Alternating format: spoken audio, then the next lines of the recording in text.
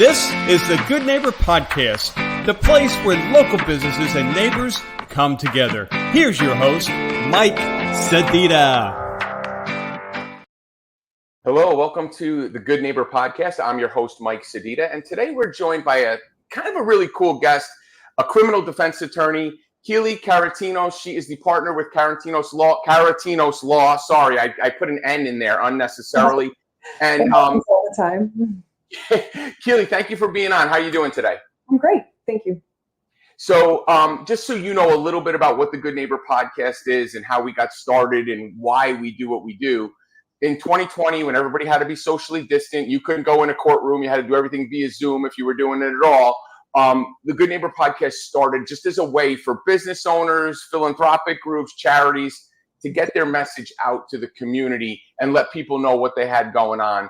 And over the last 4+ years at this point, we've grown into a national brand. We have Good Neighbor Podcasts in Denver, Philadelphia, Atlanta, everywhere in between.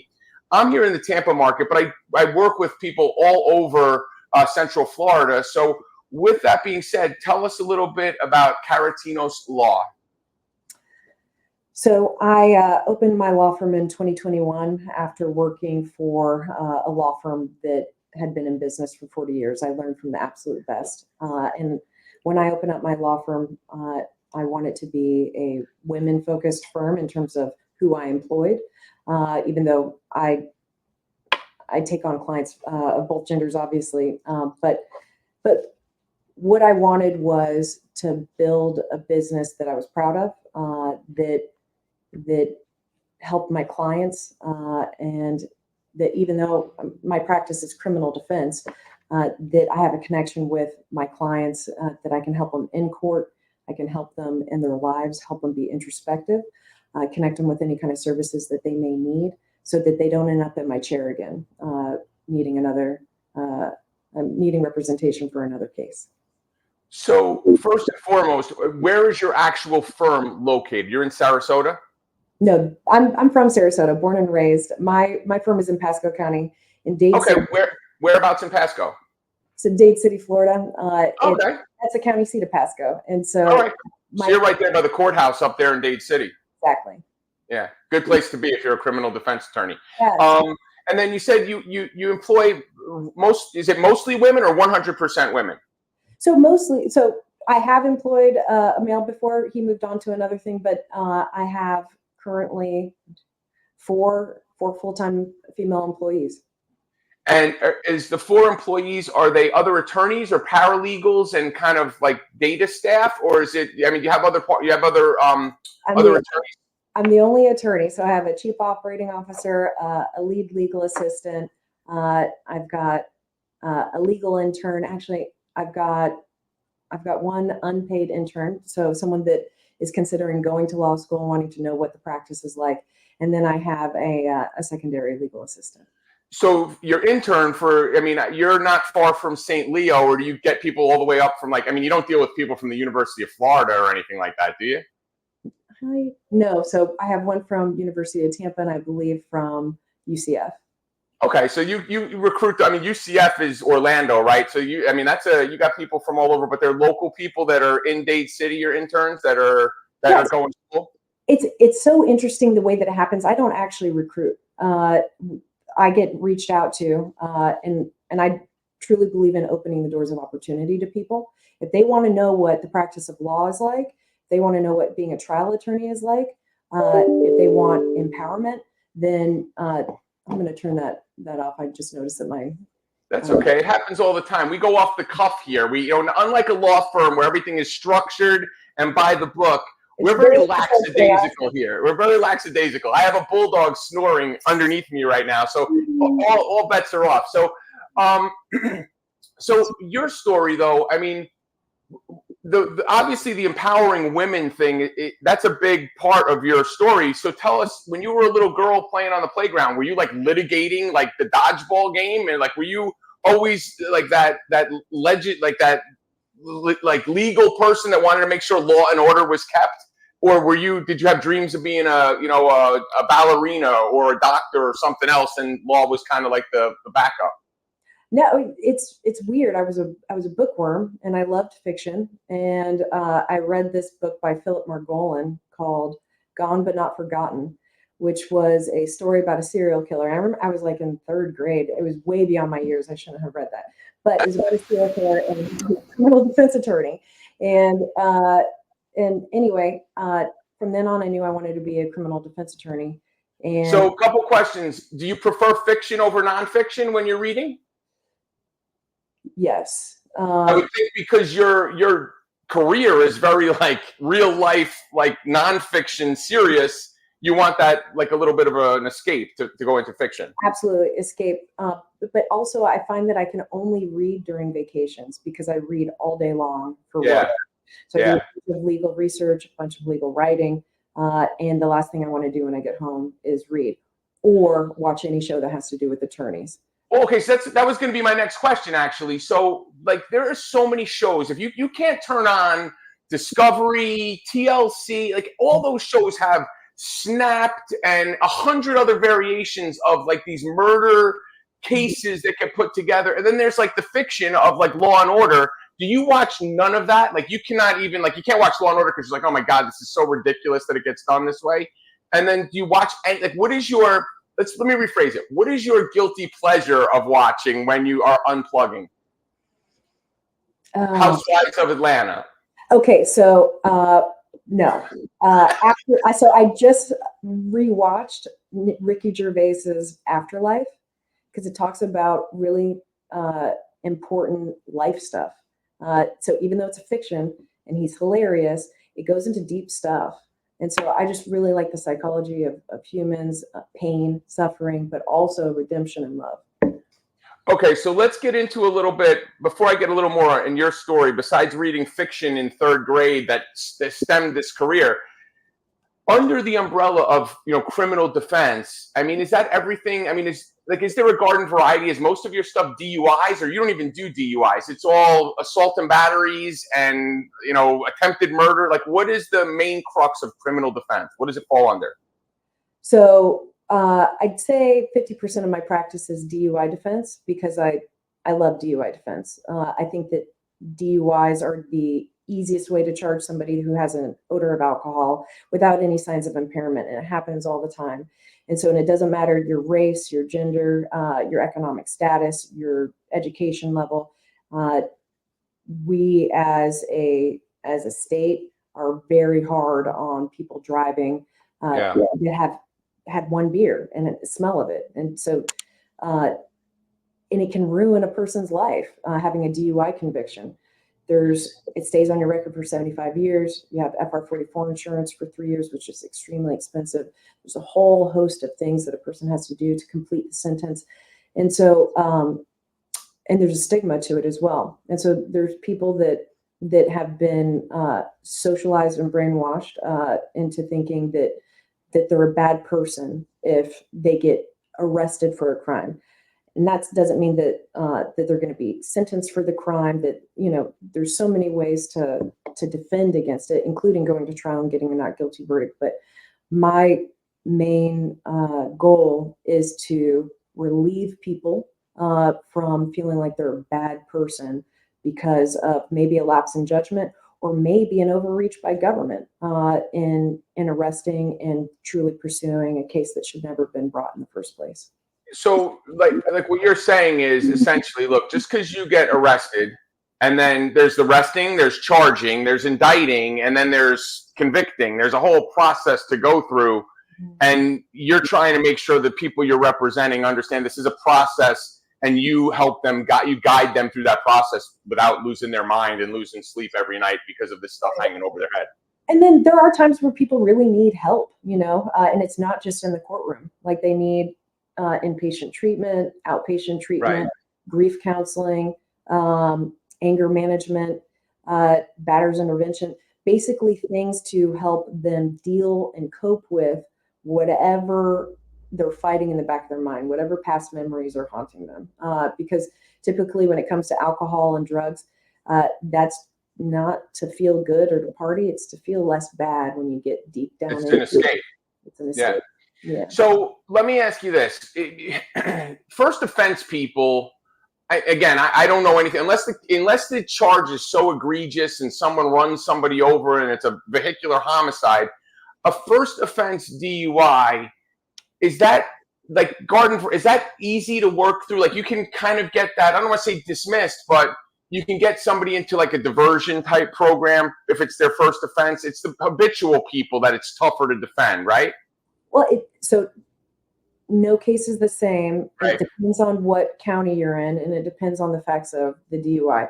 There are counties that do not have a diversion program.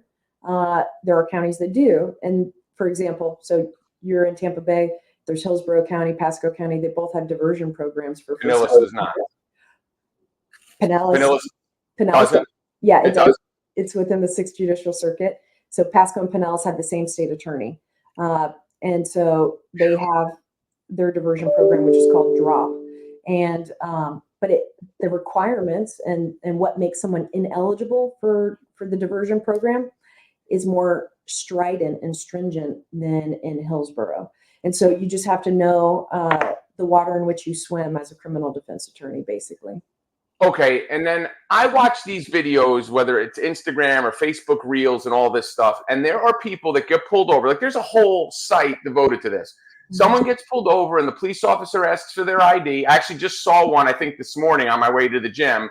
When I was at the gym, I wasn't driving and watching Reels.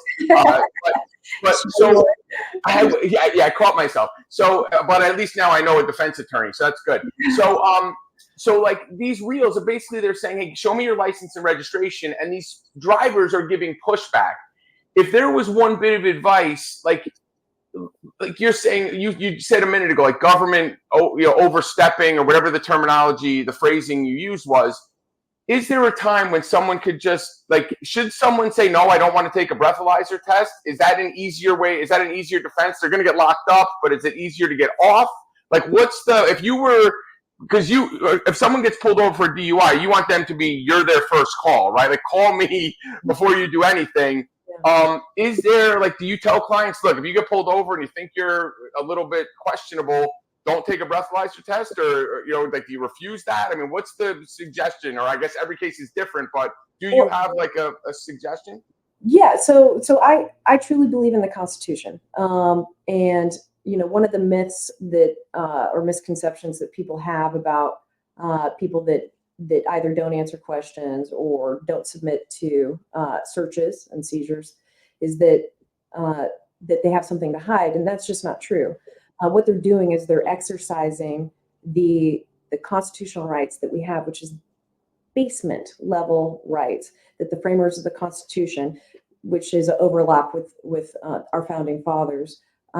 They decided when we removed the yoke of our government overlords in England that we wanted to ensure that people had the right to free speech, freedom of religion, freedom of congregation. These are all First Amendment, our plenary rights in the First Amendment. Second Amendment rights, right to bear arms. Fourth Amendment is the right to be free from unreasonable searches and seizures without a warrant based on probable cause. Fifth Amendment right to remain silent, not incriminate yourself. The right to have an attorney. All those things are very important. And so by exercising those rights, that doesn't mean that a person is guilty. What that means is we have the right to not have the government get up all in our business, in other words. And, right. And we fought for that. Our founding fathers fought for it. Our framers put it in the Constitution so the government couldn't violate those things. And so if a person says, this is what happens. Hi, I'm Deputy so-and-so. The reason why I pulled you over is for a tag light that was out. So where are you coming from tonight?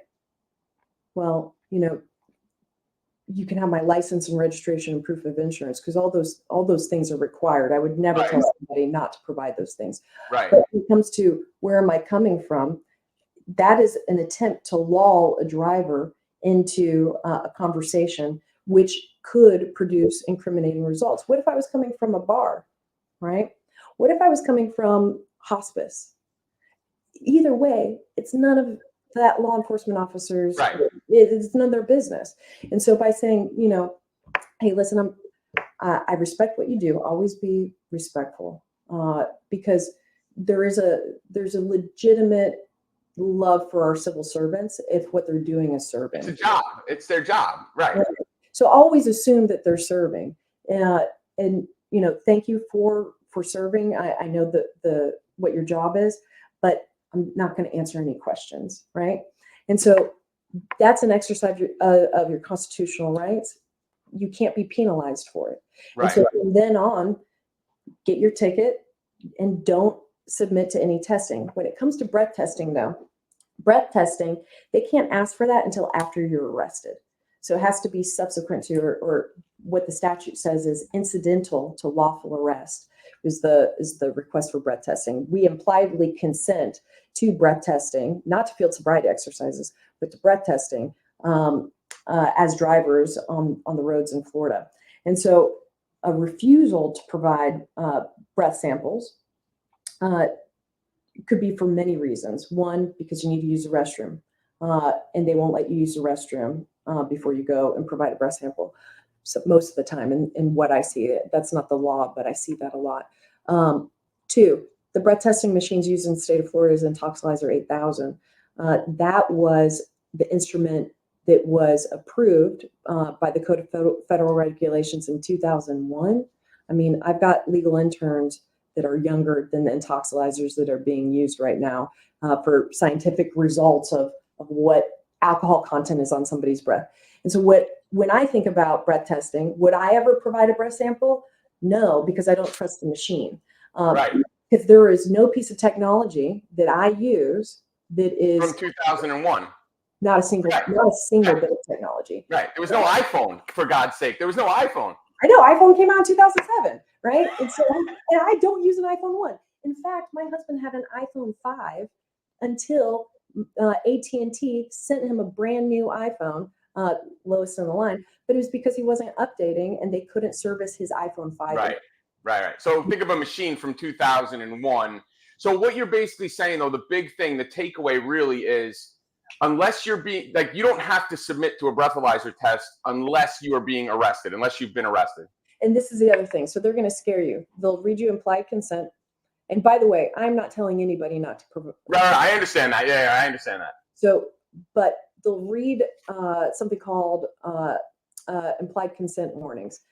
At this time, we're asking for breath samples. Your first refusal will result in a license suspension of 12 months. If this is your second or subsequent refusal, then it'll be for 18 months. What they don't tell you is that you can fight that DMV suspension. So it's administrative suspension of your license. You have 10 days from the date of arrest, and they issue you a DUI citation. And it's either the suspension, you'll get suspended for 6 months if it's your first time providing a breath sample over 0.08. And then 12 months if you refuse, 18 months if it's your second refusal. So 10 days from the date of your arrest, you have the right to fight this administrative suspension. And why not fight this administrative suspension? Because if you win, that whole suspension gets off of your license. And if you lose, you still have the same suspension that you would have before. But They don't tell you that you have the right to fight it. So people provide breath samples, even when they don't know if the machine is calibrated correctly, don't know if the machine is providing scientifically reliable results. And even if they blew a 0.00, law enforcement cannot uncuff them and say, oops, I made a mistake. You weren't DUI. So we're going to let you out of the jail. No, they have to, by law, hold you in custody for 8 hours, even if you had no illegal substances in your system and no alcohol in your system. And the arrest could have been based on a misperceived medical condition. They still have to keep you in custody for 8 hours. Well, that's the thing for me. Like, and again, I kind of teased it a minute ago about SVU and watching these cop shows. Mm-hmm. Like, I've watched so many Chicago PDs and SVUs that watching the cops be tricky when they talk to people makes me not want to say anything. Like, here's my license. I wasn't doing anything. Like, I just don't want to, like, I'm nervous about saying anything because it could get twisted around. But again, that's fiction, but not the kind of fiction that you enjoy. So let me ask you. Well, that's really something you said interests me, because there is an expectation socially that we are to never lie to cops, right? And then there is also an expectation that cops don't lie to us, even though we watch these shows and we see cops lie to suspects all the time. Your buddy in there in the other interrogation room, he's going to tell on you. Right. Yeah, And so they are permitted by law to lie to suspects to get incriminating statements. Right.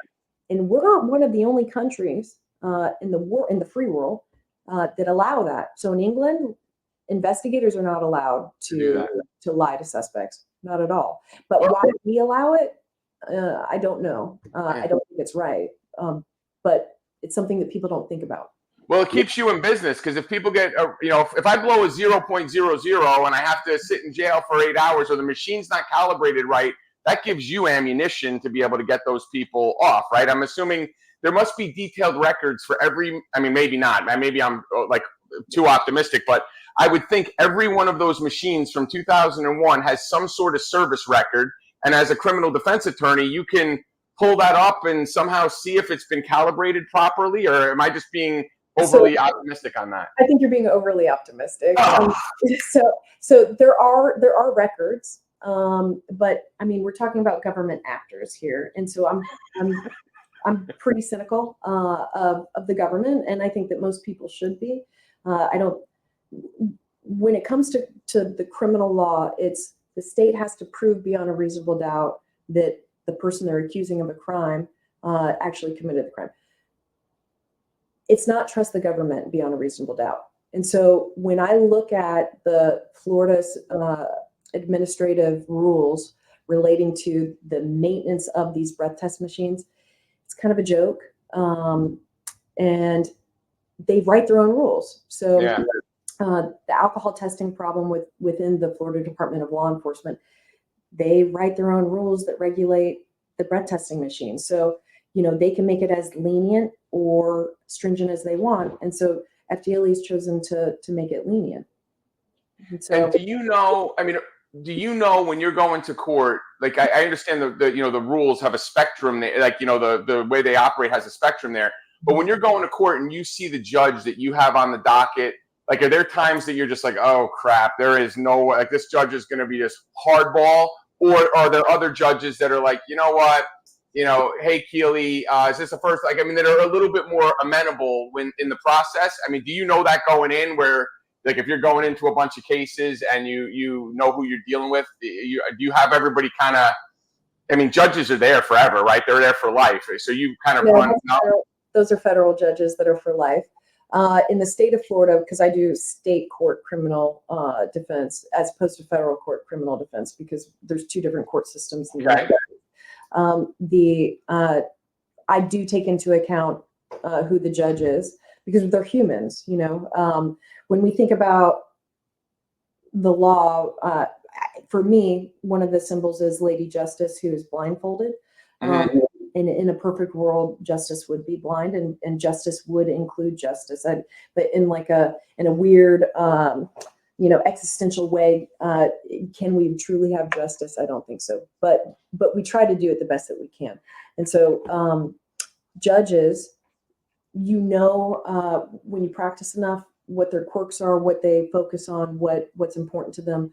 They're all human. They're all doing the best that they can. I respect that I go in front of, and I hope that that they respect the Constitution and guard it jealously, because that's really what I want. It's okay for people who are not innocent in a crime to get away with the crime, because our justice system was built on the notion that it's better to allow 100 guilty people go free than to have one innocent person be imprisoned. And it's the Constitution that protects that ideal of we need to not have government malfeasance that allows for the getting evidence and being able to observe stuff and finding incriminating things by virtue of violating a person's constitutional rights. And so if we have judges that stand the line of you shall not pass when it comes to constitutional rights, then that's how we ensure that the system is working correctly. Because if we can't trust the system, we're going to go into a society of lawlessness. Yeah. So let me ask you, in the 3 going on 4 years since you opened your practice, has there been, like, there's probably a few, but is there one case where you help the defendant and like you just go like, that's like my masterpiece, like that, like you walked out of court and you just felt like I just changed somebody's life, gave them a second chance or whatever. Is there any one? I mean, I don't know if you can. I mean, if they're public, I don't know if you could talk about it or not. But is there one off the top of your head that you remember like that? There's so many cases like that, and it's because of creating the client attorney relationship. Especially when you go to trial with somebody, the only person standing between you and your client is you, and Right. then after the jury goes back to deliberation, the only group or anything that is standing between your client and a prison sentence, jail sentence, is 6 to 12 people that are fulfilling their civic duty. And so it's the jurors that regardless, it's like, I remember watching Band of Brothers when I was going to University of Florida, go Gators, and that camaraderie, like going to war. Oh yeah, the Battle of the Bulge, that whole scene, and That's what it's like going to trial and coming back with a not guilty verdict. And it's even like that, even when you come back with a guilty verdict sometimes, because you lay it all out on the line, and when you connect with the jurors and you tell your client's story, and my clients aren't just paychecks. They aren't just cases. They aren't just stacks of paper on my desk. They're people with real lives, real goals, real feelings, and just like every one of us. And so you can't go through a crucible of trial and not feel like you changed somebody's life. So we've talked for almost 30 minutes on the legal side of what you do, and it's super interesting to me because there's so many intricacies in the law. Like there's case log that you could just read for months. I mean, probably in law school you read for months and years, and there's so many different roads you could go down. The one follow-up question I had to everything, I mean, you said a lot, but when you were in school, you said you were like a bookworm. What was your favorite subject in school? Was it history? Was it civics? I mean, what was your favorite subject that you dove into? Math. Mm-hmm. That's interesting. Because there's a right answer. Always the right answer. Math is math. Right. There's no room for interpretation. So sorry, that was a boring answer. I just love math. No, I'm the same way. I mean, my background is I've worked in financial services for 20 years before I started doing marketing and advertising and all that stuff. So I like the consistency of math. It just works the way it's going to work. The other question I had for you is, I mean, we've talked about all this heady, like high frequency stuff. What do you do when you said you like to go on vacation and read, but what do you do when you said you and your husband, you mentioned your husband, what do you do for fun? So what I personally do for fun is roller skate. It's my favorite thing. Quads, not blades. But I still love my brothers and sisters on blades. Don't get me wrong, but I just love quads. Like you're talking like disco era roller skates. Yes. All right. Do you do like the leg warmers and the headband and everything? No, I just go. I try and find people that have, that either want to get in shape or have kids and need a babysitter. Because I don't like going by myself, because it's literally just a skating rink full of little children, and I feel weird being by myself as a 40-year-old woman. Just this is the best video. Hey kids, I'm in my disco era roller. My makeup place needs an adult night. That's what I want to petition for, an adult night. So, but my husband and I were part of a band. He's the drummer. I'm a keyboardist, and it's called the Dade City Dogs. And what kind of music does the Dade City Dogs play?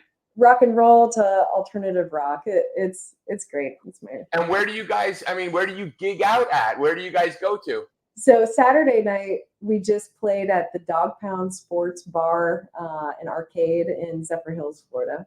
And then June 15th, they're playing at the Vibe. I'm going to be in another country on a family thing, but. So wait a minute, the band's going to play at the Vibe on June 15th with no keyboardist and no drummer? I'm really not that important. I play like 1 or 2 songs, and it's just, I only do it because they want me to, but really I just want to dance. I don't want to play. All right, so wait, that leads me into, we're kind of going long here, but what is the jam? Like when that jam starts in your set, when are you don't do keyboards on the roller skates, do you? No. Okay. So you don't mix. So what jam comes on and you are just like, is it Shook Me All Night Long by AC/DC? What are you getting crazy over? You'd be surprised. There is a bunch of keyboard in the Doors. Because they only had three people that played music. So they had the keyboardist, the guitarist, and the drummer. They didn't have a bassist. So the keyboard. Riders on the Storm. Yeah, well, so Roadhouse Blues. Oh, that's a good one. Yeah. That's one of the songs. Right now, I'm learning Magic Carpet Ride. That's cool. We've done it one time, so I don't know. It's just fun. It's fun. But what happens is when I get on the keyboard, and I bop around and dance all the time. It's my favorite. When I get on the keyboard, I get so stressed out that I don't move at all, and I'm like staring at the drummer to make sure that I'm on time. It's not fun. You can't just play. You have to be in sync. Yeah. I want them to find another keyboardist so I can dance.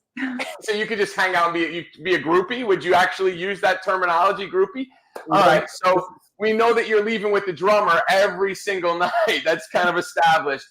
So what is, as we wrap this up, I don't want to keep you too much longer. You're not charging me by the 10-minute increment like most lawyers do, but what would be the one thing, if people are listening to this, like I took away what I think is the thing that resonated the most with me, which is you treat your clients like family, but what would you say is the one thing people need to know when they are calling you for you to provide services that they need to know that differentiates you from the other, 500 attorneys in Pasco County or more? What differentiates me is that I'm not motivated by money. I'm not interested in taking a call just so that you can tell me what your charge is, your criminal charge, and so that I can tell you how much I'm going to charge you. It's not a one size fits all. I need to know who my client is. I need to know what their goals are. I need to know if they have a prior record. I need to know the facts of the case, and I need to know if I like them, if I can find compassion or empathy for their situation. And if I can't, then it's a two-way street in representation. I can choose not to even quote somebody because if I don't like them, I don't. My goal is to feel good every time I put my head on the pillow at night. And so, Keeley, that's a huge differentiator because there are so many, and I hate to use the term this way, but there just are so many sleazy attorneys that will take any case that comes across their desk. I mean, you see them, and I'm not going to point out any specific names, but there are just people that will take any case. It doesn't matter. Come through the door, put your bag of silver down and we'll represent you. The fact that you said I have to feel compassion to represent you and give you the best defense possible, that's an attorney with a heart and a conscience, which is, usually those don't go together in a lot of sentences. It's a bad stigma. It really is for attorneys, but that is kind of, there's more attorney jokes than there is attorneys. That's just part of what goes along with it. If someone is getting into trouble right now and they're happening to listen to this podcast, what is the best way for them to get a hold of your firm? They can call my office at 352-534-6391. My cell phone number, which they can call or text, is 941-243-1661.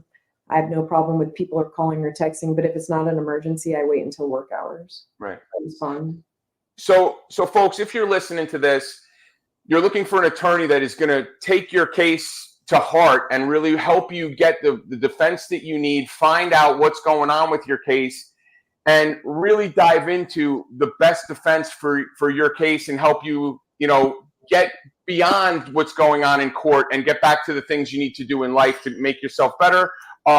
Definitely contact Keeley. Maybe she'll break out the keyboard in the middle of some deposition and try to lighten the mood a little bit. Maybe not. We're just throwing it out there to see. But you can contact her at 352-534-6391. We'll include all of her websites and socials and her cell phone number and all that stuff when we post this.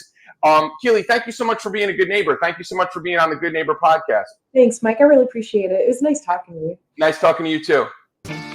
Thanks for listening to the Good Neighbor Podcast Passcode. To nominate your favorite local businesses to be featured on the show, go to gnppasco.com. That's gnppasco.com or call 813-922-3610.